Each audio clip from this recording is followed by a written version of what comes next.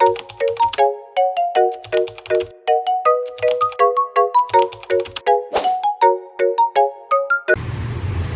morning, children! I am Teacher Kate, and I will be your teacher in biology. Today, we're going on a journey into the animal kingdom.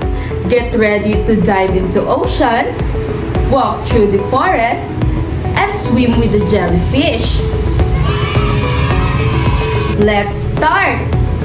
Did you know that we humans are also animals? Because we shared special characteristics. Let's learn them. These are the things that make animals special. First, animals are multicellular. They made of many cells. Are we made of many cells? Yes! Yes. Number 2, animals are heterotrophic. They eat food. Do you eat food every day? Yes! Very good. Number 3, animals reproduce sexually. They have babies. Do cats and dogs have babies? Yes! Puppies and kittens. Number 4, animals has no cell walls. Plants has hard cell walls, animal don't. If you touch your skin, is it soft or is it hard? Soft. Soft. Number 5, animals is motion capable. They move at the same time of their life. Can fish swim? Can bird fly? Yes! Yes. Lastly, animals react to stimuli. They react. If I clap, what will you do? You will cover your ears as a response. Yes. Good job, everyone! Now you know why humans and other living creatures are called animals. Since we already know the characteristics of animals, let's talk about the two animal groups. First, think of your own body. If you touch your back, you can feel your backbone. Animals that have backbones are called vertebrates, like dogs, cats, frogs. And some animals do not have backbones at all. They are soft or have a hard shell outside. These are called invertebrates. Examples are butterflies, spiders, ants. Do you understand the two animal groups? Do you have some questions? Yes! Yes, Christine. So there are more invertebrates than vertebrates. Exactly. Most animals are invertebrates. Now, let's proceed to the 9 phyla. First is the phylum Porifera. Porifera comes from the Latin term porus, which means pores, and fere means to bear. In short, Porifera means forebearers because they have little tiny holes. They are also sessile. They don't move, they're just attached to the rocks.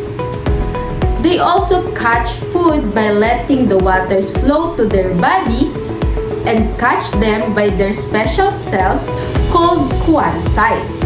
So they're like living water filters. Exactly, like SpongeBob SquarePants. And some example of Porifera and sponges are Grantia, Saipa, and Euplectella. Number 2 is phylum Coelenterata. Coelenterata comes from the Greek terms koilos, which means hollow, and enteron, which means intestine. Coelenterata is also called cnidarians. They have hollow, cup-like body that has one opening for their food and waste. They also have tentacles that has stinging cells called nematosis. It's like an arrow to catch a prey and to protect themselves. So that's why jellyfish sting. That's right. Cnidarians are not all the same. There are 3 classes of cnidarians. First is hydrozoa. They are small, simple cnidarians like hydras. Hydras live in fresh water like ponds. They are like tiny tubes that has tentacles on their top. Do they sting too, teacher? Yes, their tentacles has nematosis.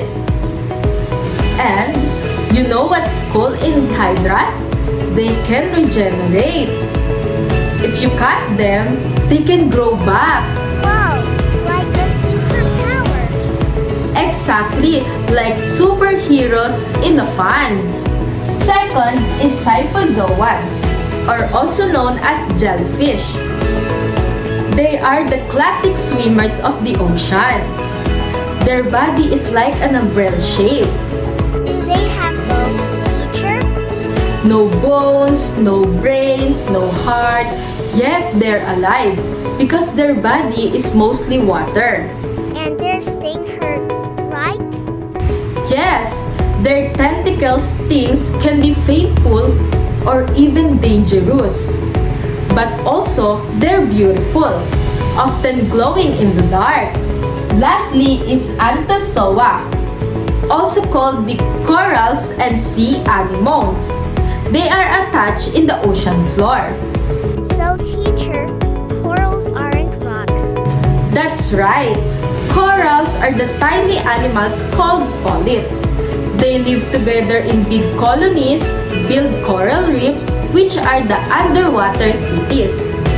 These reefs gives shelter, food to the thousands of sea creatures. So, without corals, many fish would lose their homes. Exactly. Corals, sometimes called the rainforest of the sea.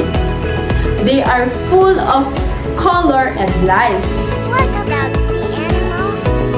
While the sea anemones are like the flower of the sea. They may look pretty, but their tentacles also sting. Remember the clownfish in Finding Nemo? They live in sea anemones safely because they're immune to the sting. That's all, children. But before I end our discussion, let's play a game called Animal Detective. I will describe and you will guess. Number 1. I have tiny holes in my body. I don't move, but I live in the sea. Sponge. Correct, sponge. Number 2. I float in the water with my long tentacles. I can sting. Jellyfish. That's right, jellyfish.